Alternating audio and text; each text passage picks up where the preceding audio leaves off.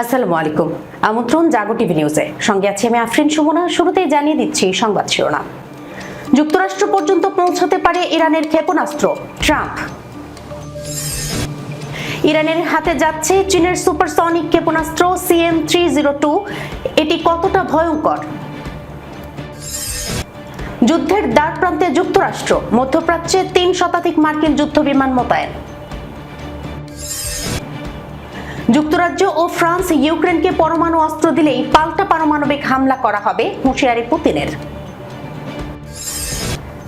ইরানের সঙ্গে চরম উত্তেজনার মধ্যে ইসরায়েলে নামল যুক্তরাষ্ট্রের অত্যাধুনিক 12টি F-22 যুদ্ধ বিমান। বোমা মেরে উড়িয়ে দেওয়ার হুমকি, বাসভবন থেকে সরিয়ে নেওয়া হলো অস্ট্রেলিয়ার প্রধানমন্ত্রীকে। ইরানে তুরস্কের সম্ভাব্য হামলার খবর মিথ্যা, দাবি তুরস্কের। দর্শক, শিরোনাম শুনছিলেন, এবার জানিয়ে দিচ্ছি বিস্তারিত। ইরান এমন ক্ষেপণাস্ত্র তৈরি করেছে যা একসময় যুক্তরাষ্ট্রে আঘাত হানতে পারে। মার্কিন প্রেসিডেন্ট ডোনাল্ড ট্রাম্প এমন অভিযোগ করেছেন। একই সঙ্গে তিনি দাবি করেন তেহরান আবারও তাদের পারমাণবিক কর্মসূচি গড়ে তুলতে চাইছে। জাতির উদ্দেশ্যে ভাষণে ট্রাম্প বলেন, ইরান ইতিমধ্যেই এমন ক্ষেপণাস্ত্র তৈরি করেছে যা ইউরোপ ও বিদেশে থাকা মার্কিন ঘাঁটিকে হুমকিতে ফেলতে পারে। এখন তারা আরও দূরপাল্লার ক্ষেপণাস্ত্র বানানোর চেষ্টা করছে। 2025 সালে মার্কিন প্রতিরক্ষা গোয়েন্দা সংস্থা জানায়, ইরান চাইলে 2035 সালের মধ্যে আন্তঃমহাদেশীয় ব্যালিস্টিক ক্ষেপণাস্ত্র তৈরি করতে সক্ষম হতে পারে। তবে তারা এমন সিদ্ধান্ত নিয়েছে কিনা তা নিশ্চিত নয়। বর্তমানে ইরানের কাছে স্বল্প ও মধ্যম পাল্লার ক্ষেপণাস্ত্র আছে, যা সর্বোচ্চ পাল্লা প্রায় 3000 কিলোমিটার, অথচ ইরান থেকে যুক্তরাষ্ট্রের মূল ভূখণ্ডের দূরত্ব 6000 মাইলের বেশি। ওয়াশিংটন ও তেহরান ইতিমধ্যেই 2 দফা আলোচনা শেষ করেছে। লক্ষ্য ইরানের পারমাণবিক কর্মসূচি নিয়ে নতুন চুক্তিতে পৌঁছানো। ট্রাম্প তার প্রথম মেয়াদে আগের চুক্তি বাতিল করেছিলেন। যুক্তরাষ্ট্র চায় ইরান যেন ইউরেনিয়াম সমৃদ্ধকরণ পুরোপুরি বন্ধ করে দেয়। তবে ইরান তা মানতে রাজি নয় এবং তারা বারবার বলেছে তারা পারমাণবিক অস্ত্র বানাতে চায় না। ইরানের হাতে যাচ্ছে চীনের সুপারসনিক ক্ষেপণাস্ত্র CM-302, এটি কতটা ভয়ঙ্কর? বর্তমানে যুক্তরাষ্ট্র ও ইরানের মধ্যে চরম উত্তেজনা বিরাজ করছে। যে কোনো মুহূর্তে ইরানে বিমান হামলা চালাতে পারে যুক্তরাষ্ট্র। এর মধ্যেই মধ্যপ্রাচ্যে ভূ রাজনীতিতে বড় ধরনের পরিবর্তনের ইঙ্গিত দিয়ে চীনের অত্যাধুনিক CM-302 সুপারসনিক জাহাজ বিধ্বংসী ক্ষেপণাস্ত্র আনছে ইরান। সাম্প্রতিক গোয়েন্দা প্রতিবেদন ও আন্তর্জাতিক সংবাদ মাধ্যমের দাবি অনুযায়ী তেহরান ও বেইজিং এই বিধ্বংসী অস্ত্র সরবরাহের চুক্তির একেবারে শেষ পর্যায়ে রয়েছে। সামরিক বিশ্লেষকদের মতে এই ক্ষেপণাস্ত্রটি যুক্ত হলে পারস্য উপসাগর সহ লোহিত সাগরে মার্কিন নৌবাহিনীর আধিপত্য বড় ধরনের চ্যালেঞ্জের মুখে পড়বে। কি এই CM-302? চীনের তৈরি এই ক্ষেপণাস্ত্রটি মূলত তাদের বিখ্যাত YJ-12 ক্ষেপণাস্ত্রের রপ্তানি সংস্করণ। এটি একটি কঠিন জ্বালানি চালিত সুপারসনিক ক্রুজ ক্ষেপণাস্ত্র, যা সমুদ্র পৃষ্ঠের খুব কাছাকাছি দিয়ে অত্যন্ত ক্ষিপ্র দ্রুত গতিতে উড়তে সক্ষম। এটি শব্দের চেয়ে 3 গুণ বেশি গতিতে চলতে পারে। এর অতি উচ্চ গতির কারণে শত্রুপক্ষের রাডার বা আকাশ প্রতিরক্ষা ব্যবস্থার পক্ষে একটি শনাক্ত করা, ধ্বংস করা প্রায় অসম্ভব। 95% লক্ষ্যভেদে সক্ষম এই ক্ষেপণাস্ত্রটি একটি মাত্র আঘাতেই 5000 টনের বড় কোনো যুদ্ধ জাহাজ বা ডেস্ট্রয়ার ডুবিয়ে দিতে পারে। এটি ভূমি, আকাশ ও সমুদ্র 3টি মাধ্যম থেকেই নিক্ষেপ করা যায়। প্রতিরক্ষা বিশেষজ্ঞদের মতে CM-302 ক্ষেপণাস্ত্রটি বিশেষ করে তৈরি করা হয়েছে বিমানবাহী রণতরী এবং এজিস সজ্জিত ডেস্ট্রয়ার ধ্বংস করার জন্য। ইরান যদি এই প্রযুক্তির মালিক হয়, তবে হরমুজ প্রণালী দিয়ে চলাচলকারী আন্তর্জাতিক জাহাজ ও পশ্চিমা যুদ্ধ জাহাজগুলোর নিরাপত্তা চরম ঝুঁকির মুখে পড়বে। যুদ্ধের দ্বারপ্রান্তে যুক্তরাষ্ট্র, মধ্যপ্রাচ্যে 3 শতাধিক মার্কিন যুদ্ধ বিমান মোতায়েন। মধ্যপ্রাচ্যে যুক্তরাষ্ট্র ও ইরানের ক্রমবর্ধমান উত্তেজনার প্রেক্ষাপটে নজিরবিহীন সামরিক প্রস্তুতি জোরদার করেছে ওয়াশিংটন। উন্মুক্ত উৎস ভিত্তিক গোয়েন্দা তথ্য বিশ্লেষণে দেখা গেছে, বর্তমানে US সেন্ট্রাল কমান্ডের আওতাধীন অঞ্চলে 3 শতাধিক মার্কিন সামরিক বিমান মোতায়েন রয়েছে। বার্তা সংস্থা আনাদোলু জানায়, এসব বিমান মূলত কাতারের আল উদেইদ বিমান ঘাঁটি, জর্ডানের মুওয়াফফাক সালতি বিমান ঘাঁটি এবং সৌদি আরবের প্রিন্স সুলতান বিমান ঘাঁটিতে অবস্থান করছে। এর পাশাপাশি USS আব্রাহাম লিঙ্কন ও USS জেরাল্ড আর ফোর্ড বিমানবাহী রণতরীতে থাকা ক্যারিয়ারেও উল্লেখযোগ্য সংখ্যক যুদ্ধবিমান মোতায়েন রয়েছে। চলতি বছরের জানুয়ারিতে শুরু থেকে এই বিশাল বিমান বহর গঠনে প্রায় 270টি C-17 ও C-5 সামরিক পরিবহন ফ্লাইট পরিচালিত হয়েছে। এসব ফ্লাইটের মাধ্যমে প্যাট্রিয়ট ও terminal high altitude area defence ক্ষেপণাস্ত্র প্রতিরক্ষা ব্যবস্থাও মধ্যপ্রাচ্যে পাঠানো হয়েছে। বর্তমানে আনুমানিক 75টি KC-46 ও KC-135 কৌশলগত ট্যাঙ্কার বিমান সেন্টকম বা মার্কিন কেন্দ্রীয় কমান্ডের বহরে রয়েছে অথবা সেখানে যাওয়ার পথে রয়েছে। প্রতিবেদনে বলা হয়, মোতায়েনকৃত বিমান বহরে রয়েছে আক্রমণাত্মক ও সহায়ক উভয় ধরনের যুদ্ধবিমান, তবে মোট বিমানের প্রায় 70%ই যুদ্ধবিমান।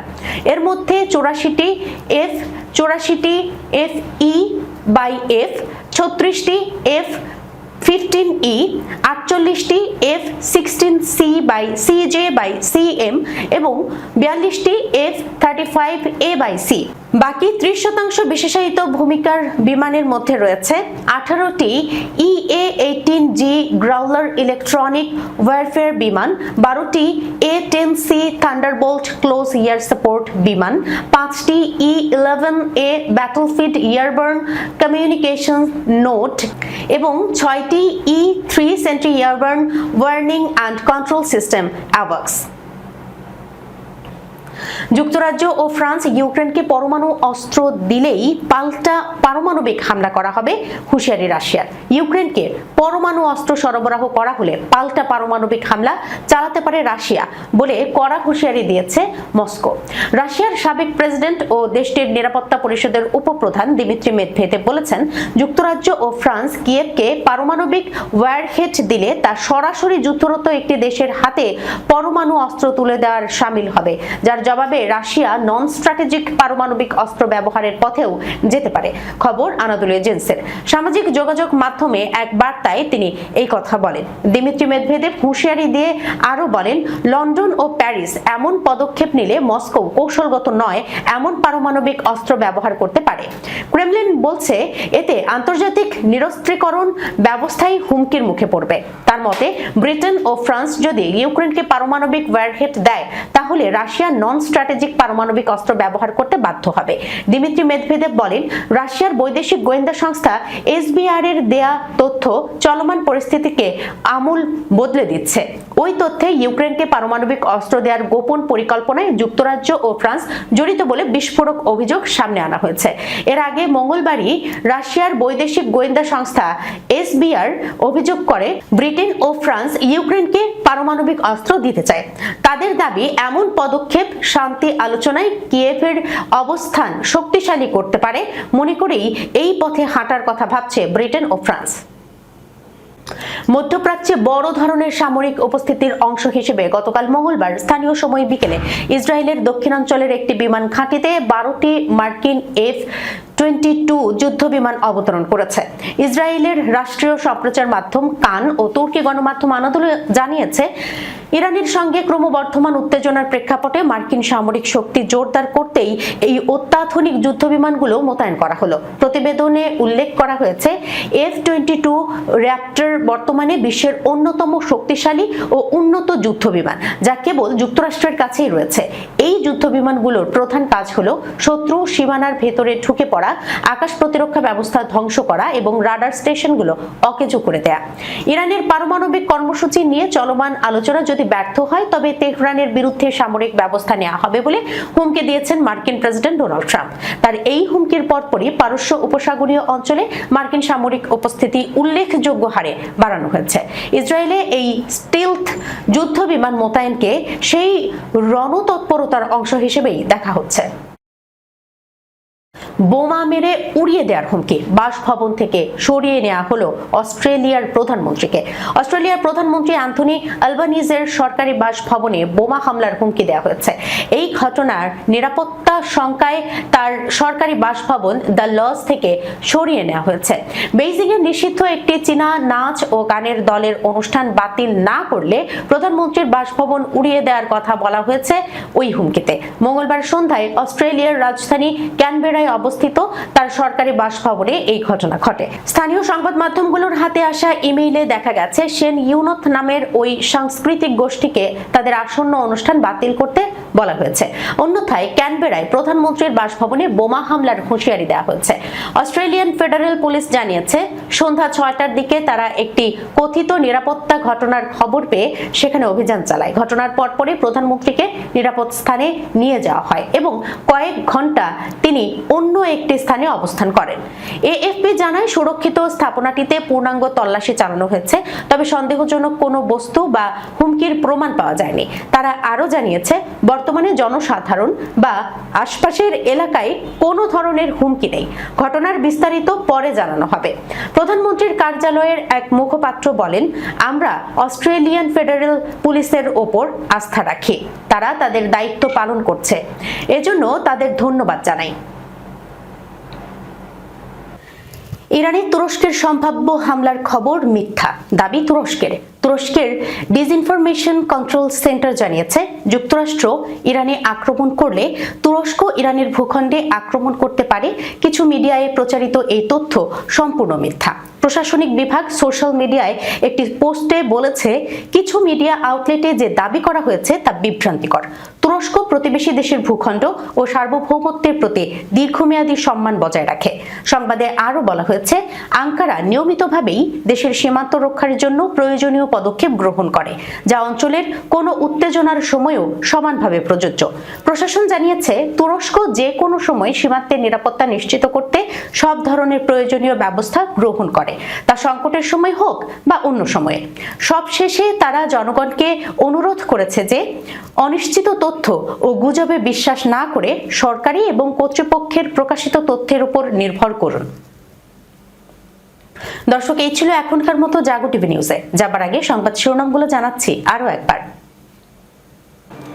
যুক্তরাষ্ট্র পর্যন্ত পৌঁছতে পারে ইরানের ক্ষেপণাস্ত্র, ট্রাম্প। ইরানের হাতে যাচ্ছে চীনের সুপারসনিক ক্ষেপণাস্ত্র CM-302, এটি কতটা ভয়ঙ্কর?